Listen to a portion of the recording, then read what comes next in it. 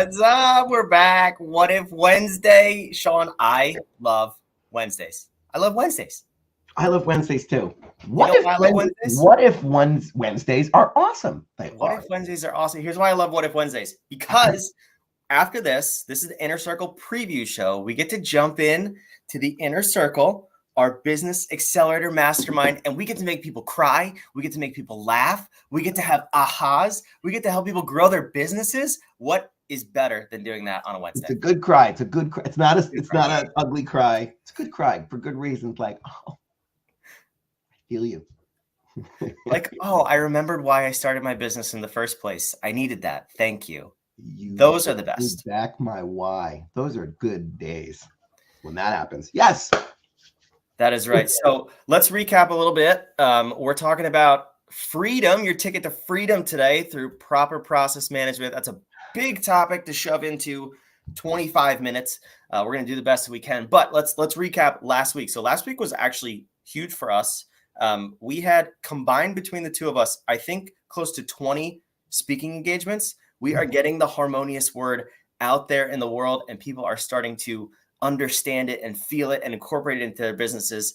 Give me some of your takeaways from speaking in all these different rooms. What are people saying about hearing about harmonious? Well, first, my voice is only now just recovering. It's not 100%, so I'm still squeaking and popping at some point, like an angry mouse. I think it was described the other day. What are people saying? So they're loving this riff and jam. At everyone, they're doing exactly what we want to do as disruptors first, and educators, teachers, thought providers later. Right? They really like. There's a unique thing here. I see it almost immediately as soon as we start laying out. Here's why everything's broken. Here's why all business has been broken since this point in history, why it's broken, how it broke, why you're seeing it now, why it's not working. They get it. They're understanding it. And then at the end, they go, wow, that was so overwhelming, but I can see why you had to talk about all of it. I can see why it doesn't work if you only have one solution for one little part of my problem and tell me it's going to solve everything. That's the person with a hammer. They see every problem as a nail. And so they're seeing there is a web of disciplines that I have to master. And thank you for laying it out and giving it away. And then, you unpack it other places later, but there it is. They love it. How about you? Yeah, a lot of the same. The disruption of saying the model of business that we followed as the standard or the gold standard even is broken, and it's been broken from the beginning. Just because how we got there, we're not going through that here, but we will dissect that. If you want to go to our YouTube channel, you can see a number of videos of us going through that sequence of events. But basically, just saying, okay, how we got here is wrong, and to just keep going and doing more of that is going to get you the same results. And we look at these big companies and say like, oh, they have it together. They're making billions and billions of dollars. Well, they're throwing people and money at problems that small business owners don't have. They don't have people and they don't have money in that sort of excess. So the disruption of saying, no, there's a way to look at your business and put it into this web, this architecture, so that you can funnel everything through it and filter your decisions, your problems, your challenges through it, and your opportunities too. I think we've talked about that recently. When opportunities come, and as entrepreneurs, we see everything as the shiny object opportunity, to be able to filter that and say, yes, no, or maybe, but not now. And that is power. Incredible power. And it's in a system. It's a codified tool inside the architecture. So you don't miss it. You don't forget to do it. You don't forget to use it. And that's what leads to that sense of serenity, which is what we call time management, because there's no such thing as time management. Another disruptor that we have to give to people out there. But yes, but to also talk about what you were talking about, AJ, when I was thinking about AJ on something I need to tell him, Brandon, about the big giant companies. How many companies are there in the world? How many businesses are in the world? I have no idea. A Right? lot. A good trillion. And then, so you're looking at the less than 1% of them that are big giant companies, the Fortune 100. It's 100 for, you know how many companies have that much success? There are About 100. 100 of them. Okay, at any given He's so time. smart. This is what you really pay for, right? No, but there's, and the Fortune 500 there. Any clue? There's 613 on that list. I don't know why. We're not. Yes, we should aspire. And today, right now, somebody is launching a unicorn that is going to surpass all of them and set a new bar.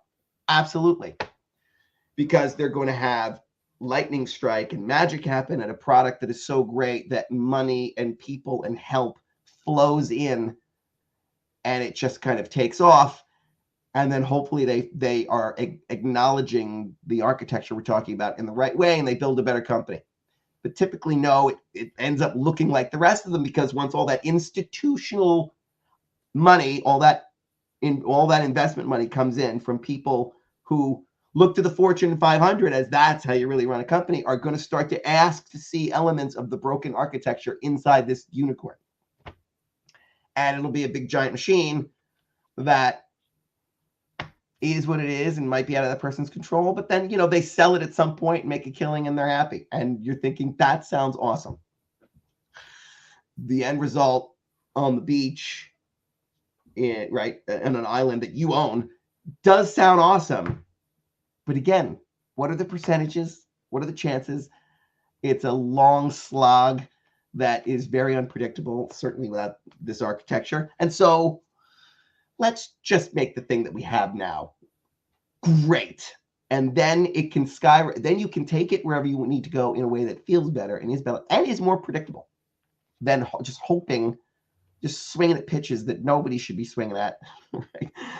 Trying to hit a ball out of a park that you can't even see the other side of, I think. Yeah, it's a stupid goal to chase, but unfortunately, that in the VC world, private equity, that's where money flows because they're used to this broken system. So that's what they look for in a company, and it's risky. All these giant tech startups that take so much to move it from point A to investable it's a broken architecture. And then when they get there, they may or may not get the money. That's why so many fail. That's why so many small businesses fail within the first year and 5 years, because they follow this system. And if they don't get funding, they don't have a sustainable business model. And that's the whole thing that we're trying to disrupt here with the harmonious architecture. And if they are one of the ones that gets funding because their thing is so awesome, but they're a mess, but their thing is so awesome. And I mean, I'm even working with somebody now who's looking at that kind of, their thing is going to change a lot of stuff. But they're not prepared to market, to produce it, to market it, to do any of that. They just have this unique thing. So money is still looking at them because the thing is so awesome. But guess what money's asking for? Yeah, I will give you this money. You got to install a CEO, I know, a COO, a this, a that. We need 5 board seats. We need this and that. Control. This person no longer will have control of his company at all, because he didn't come already with, I've got my team, I've got my structure, I have the way that I'm going to do things. And then the money that comes goes, wow, I feel even more confident in my investment because you know what you're doing. It's similar to what big companies do, but you're already ahead of the game. Love it. Here's the money. And then they don't ask for all that other stuff. They don't ask for that much control. And they don't have to take it because they're the person receiving the money. Anyway. Yeah, it's obvious that you're talking about, let's just fill people in. You're talking about my company that sells surfboards to cats. And I'm super excited about that investment opportunity. But no, well, let's figure out what's the first step. I want to announce something. And then we'll dive into the process management that is your ticket to freedom. And it's on the screen here, whadif.com/navigate. We had a challenge a few months ago. It was awesome and went well. It was how to recession-proof your business, but I think we missed the first step. Admittedly, we made a mistake. The first step, the foundation of any business, is navigate in our architecture. So we call it, it's traditionally called strategic planning. but those words clearly I can't even say, and they're boring, and it leaves Nobody a can. funny Nobody can. taste in your mouth. Who wants to strategic plan? And I love your take on strategic planning with the guy in the Lamborghini. Tell me what you say about strategic planning. Well, it depends on where you're talking about this, right? Big institutional business has their Nah, own screw them. problem with strategic planning. So I'm not talking about that. No, I'm not even talking this. I'm talking about the smaller companies where now you've got, my strategic planning is it's the guy leaning on the Lamborghini. He goes, "I'm going to make it rain, bro," and he's got the money gun. Because I've been in masterminds and where you have those kinds of small businesses. They're all in marketing somehow. They're managing Facebook ads, whatever. And their strategic plan is, I made this much this year, so next year I'm going to make double. That's not a plan. How are you going to do that? More of everything all the time, right? Like it's not. There's never a plan there. It's disjointed goals and hopes and dreams based on. And the worst is I've been in rooms where then the head of the mastermind is like, "See how that's wrong?" I'm like, "Oh, thank God they're going to correct them." Yeah, you need to. And then they teach them to just get very particular on how many things that really are not in anybody's control they're going to get in order to get to that goal. It's kind of cryptic what I'm saying because I'm picturing in my head like, well, I'm just going to. So your plan's bad, Brandon, because you said you're going to double your business. But what you didn't say was how many leads are you going to get? And then how many of those are you going to convert? And we assume those numbers, right? Right? Because we And then pick our everyone in the room goes, "Holy crap." And then go ahead. But why is that so stupid? Because you can't assume. Because if you have, let's say you have 100 leads a day at this point, you say, okay, the only thing I need to double my business is 200 leads per day. And what you've assumed is the quality of the leads are the same, your closing rate is the same, and the conversations you're having are the same with those now 200 people a day. Those are so many assumptions. In order to double your business, that is a big lift, no matter the business, no matter the revenue, no matter the profit. You can't be making assumptions. And that's why strategic planning as a term is just broken. Yeah. Like you and I both know somebody who was doing this. They were preaching to people. Yeah, if you double that and double your leads, you'll double your results. And then said, and we know a way that you can push this out to other people, right? We're going to outsource lead gen so that we can get triple those amount of leads and you'll get triple the convert. The only reason I'm converting at the rate I am now is I'm doing it myself. And you want me to give it to 10 people I've never met and have them make phone calls and assume the conversion rate's going to be the same thing? That makes no sense. This isn't a plan. And by the way, that's just one thing you're going to do. That's not even your strategic plan. That's your tactical plan, is I'm going to do these things. And this is why then businesses are out there violating their core values and their mission and their vision, because that's not where they put their time and energy. On the smaller end companies, they look at strategic planning that corporations have and they go, I don't like traditional strategic planning because it's just mission, vision, and core values that never go anywhere and never used for anything. Yes, that's what's broken with that. But that doesn't mean that your strategic planning process is, I want to be super rich, so I'm going to just do everything I'm doing twice that and small conversion rates are the same. That's just as awfully broken, but kind of worse in a lot of ways, because these small businesses don't have the room and the machine around them to make mistakes that giant companies do. So shame on all of those people pitching all of that. Yeah, I've never been in a room where the definition of strategic planning was not something along the lines of just 2x, 10x. There's a Grant Cardone reference for you. Can't stand the way that guy preaches this stuff, but it's 10x your business. That's your goal. That's your strategic plan for the year. Okay, let's move on to tactics. And the tactics include more cold calls. That is not at all what we're covering. So if you want to disrupt the way you think about the navigation of your business and the goals that you're setting for next year, we can absolutely help you 2x your business. But we're going to do it in a concrete manner. And we're not going to throw sexy numbers out there. It's going to be 1.25x, 1.5x, 2x. Let's do that. Let's focus on realistic achievements that you can actually get to. So whatif.com/navigate. Join us on our boot camp. It's a 5-day boot camp, 1 hour a day, and it's free. So come on, join us there. All right, let's dive in here. We have about 10 minutes left before we have to jump on to the inner circle call, where we're going to have a lot of fun. Process management. What can we talk about? Some quick tidbits, takeaways about how to optimize your processes within your small business. So we'll give it the main disruptor. There's three elements in every discipline that we talk about. So here's the main one. Maybe we'll talk about all three. I don't know. Why make promises, Sean, when you're not even sure what you're going to say? Right. So okay. If you automate, you have to understand your value chain, whom you are serving, before you start down the process and automation path. Because too many companies automate things for themselves and inadvertently violate a core value brand promise that they've made to their avatars, in that, and that I am about to fire one of my business service providers. I want to be cryptic about this until I actually tell them. Not going to be using them anymore. Why? Because the person I'd been with for 20 years sold their practice. The person that bought it now was like, I know how to get more juice out of this lemon. I'm going to automate a whole bunch of stuff for them.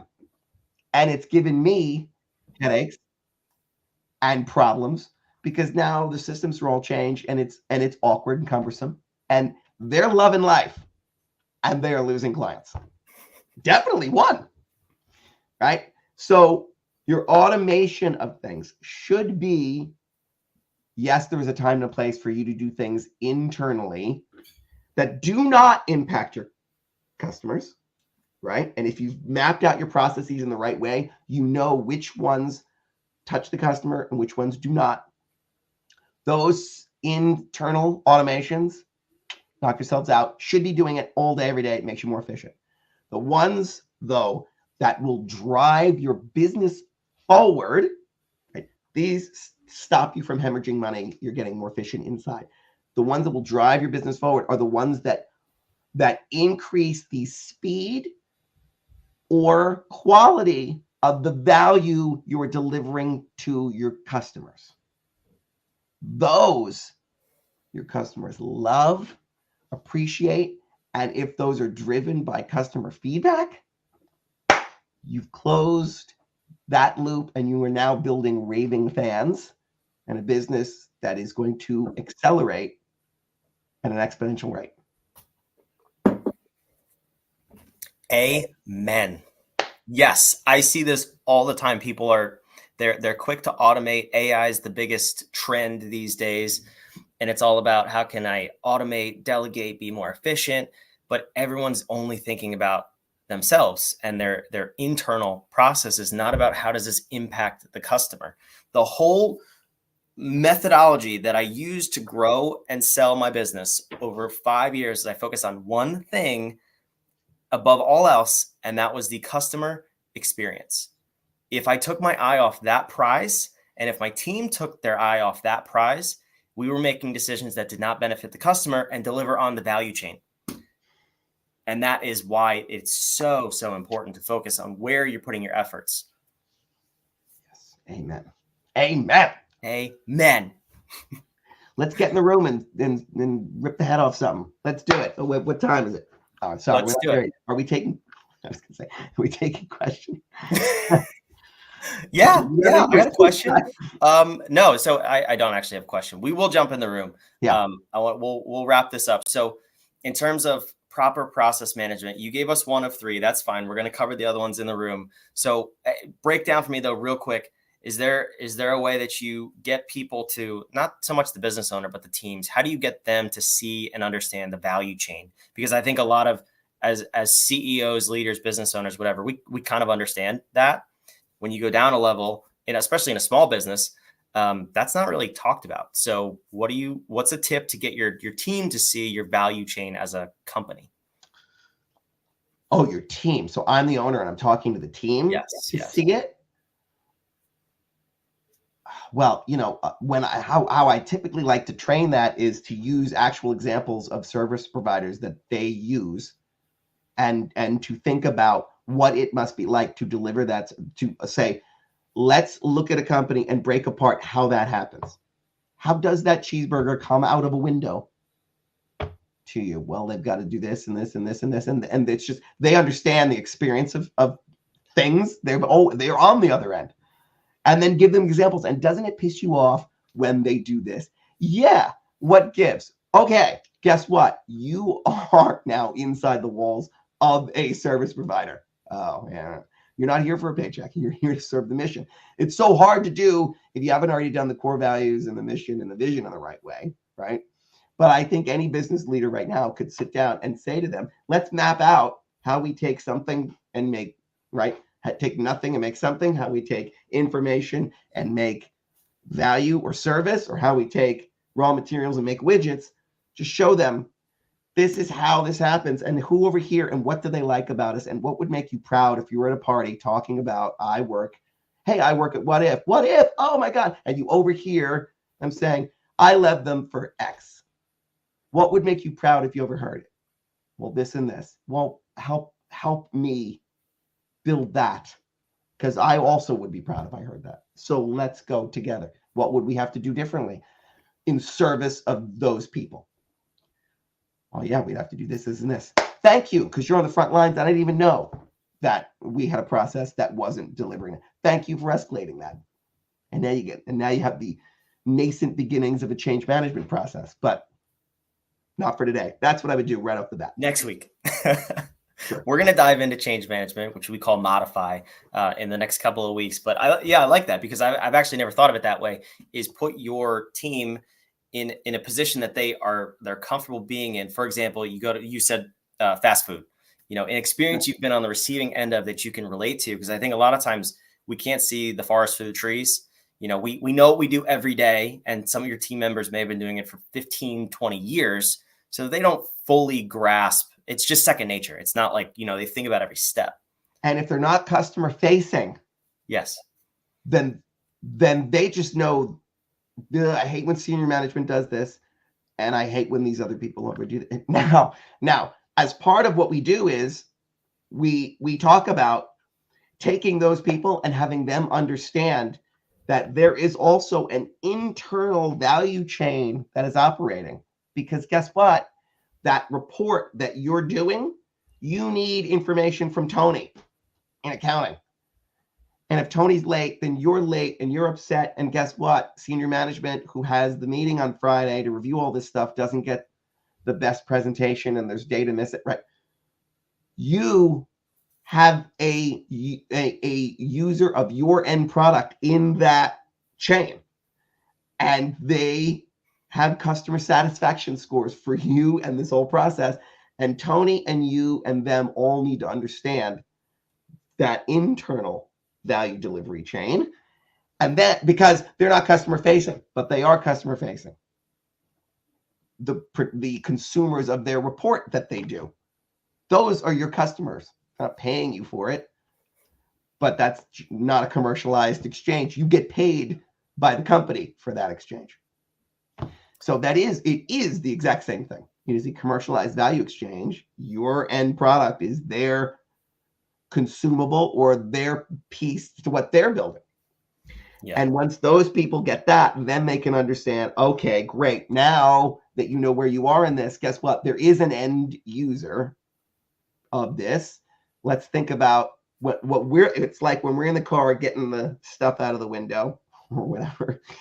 How do we, I hate when, okay, you're inside that. You're on the other side of that window now, doing this for somebody else. Even though you are not customer facing, you're pulling levers here. Eventually, something you do touches them. And right now that you start thinking that way, that's how you got to break them of it because they're too in it to understand. Yeah. All right. So that's the action item for today. Before we jump over to the inner circle, if you want to join us, whatif.com/inner circle, learn more about that. But yeah, break down a piece of your value chain. Do something, analyze it, have your team analyze it from their perspective and figure out how you can optimize and help the customer experience, and then do that for an internal process too. We'll see you next week on the inner circle, and don't forget to register to our bootcamp challenge, the 5-day workshop coming up. It starts on the 27th.